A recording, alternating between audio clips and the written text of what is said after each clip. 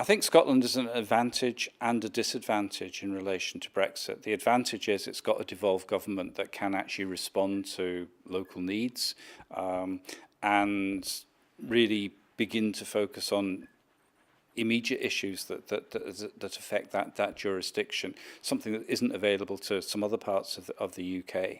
On the other hand, because there are tensions between the devolved government and the UK government, and devolved government don't have full powers over what's happening, then in a sense there's an interaction between the devolved government and the UK government, which is in a sense at second hand. So, you know, devolved governments, I think, find themselves in a bit of difficulty. They've got responsibility and they've got powers, but they haven't got control over the situation. So they're having to adapt to these circumstances.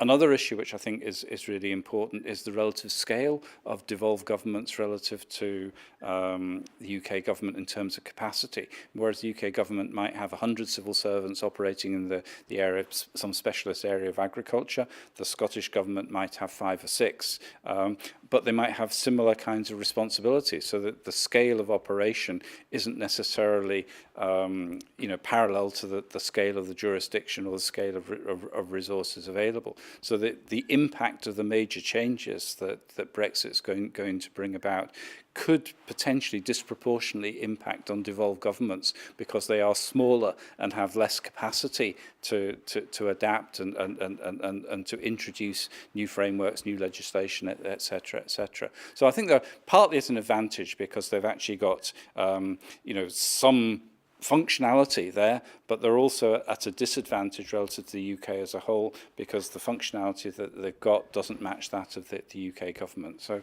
it's a bit of a swings and roundabouts situation for them.